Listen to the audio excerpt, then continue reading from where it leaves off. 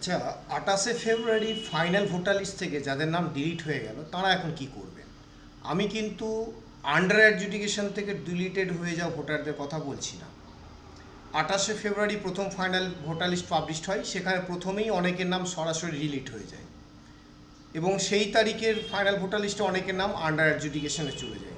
তো যাদের নাম আন্ডার অ্যাডজুডিকেশনে গিয়েছিল তাদের জন্য আলাদা অ্যাপিলেট ট্রাইব্যুনাল আছে, কিন্তু যাদের নাম সরাসরি ডিলিট হয়ে গেছিল তাঁরা কি করবেন? তাঁরা 15 দিনের মধ্যে ডিইওর কাছে ফার্স্ট আপিল সাবমিট করেছিলেন, কিন্তু আজকে প্রায় 1-1.5 মাস হয়ে গেল, ভোটও হয়ে গেল, এখনও পর্যন্ত সেই সমস্ত ডিলিটেড ভোটারদের কোনো হিয়ারিং হয়নি। হ্যাঁ, কয়েকটি জেলাতে যেমন হুগলি জেলাতে হিয়ারিং হয়েছে, ডিএম সকলকে হিয়ারিং নোটিশ দিয়ে তাদেরকে হিয়ারিং করিয়েছে, কিন্তু অন্যান্য জেলাতে এবং আর কোন কোন জেলায় হয়েছে সেটা আমার ঠিক জানা নেই, তবে ম্যাক্সিমাম জেলাতেই কিন্তু এখনও পর্যন্ত হিয়ারিং হয়নি। তাহলে ফাইনাল ভোটার লিস্ট থেকে ডিলিটেড ভোটাররা এই মুহূর্তে কী করবেন? আপনাদের হাতে কয়েকটি অপশান আছে, আপনি করতেও পারেন, নাও করতে পারেন। সেটা হচ্ছে আপনি এই মুহূর্তে সিইওর কাছে একটা fresh reminder appeal petition file করতে পারেন।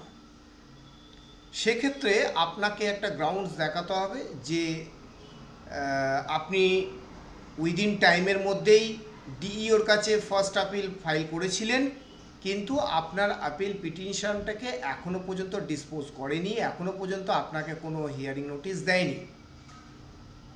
এই গ্রাউন্ডে আপনি একটা ফ্রেশ আপিল পিটিশন ফাইল করতে পারেন।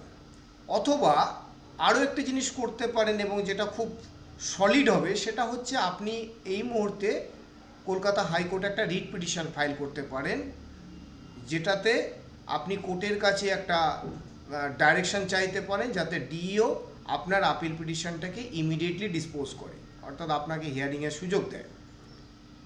তো এই কাজটা আপনি এই মুহূর্তে করতে পারেন।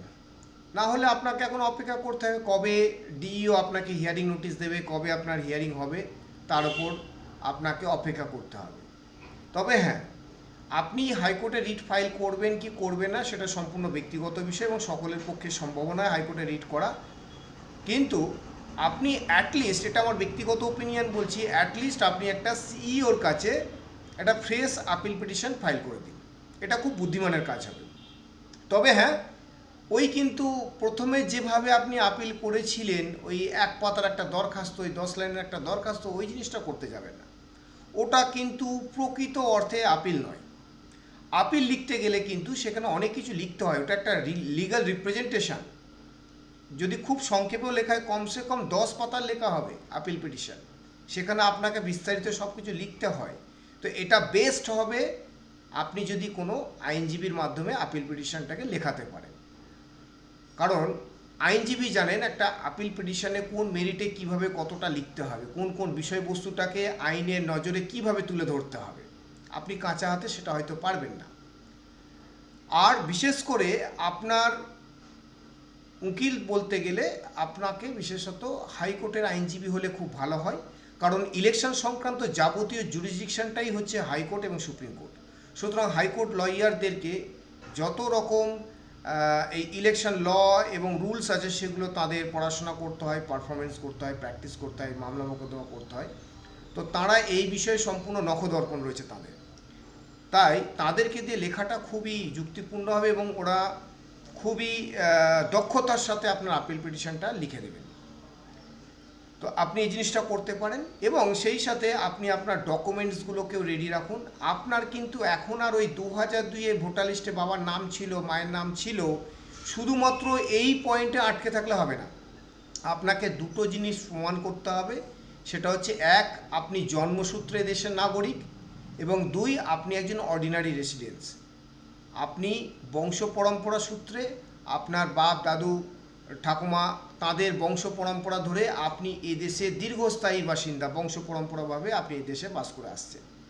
তো এই জিনিসগুলো প্রমাণ করতে নিশ্চয়ই শুধুমাত্র ওই আধার ভোটার প্যান দিয়ে হবে না, তাহলে আপনাকে পুরো ফ্যামিলি চেনটাকে দেখাতে হবে, তার সাথে প্রপার্টি ডকুমেন্ট যদি থাকে সেগুলো দেখাতে হবে, এবং আরও যে সমস্ত সম্ভাব্য ডকুমেন্টস আছে আপনার কাছে, মোট কথা যা যা তথ্য আছে সবটাই তুলে ধরতে হবে।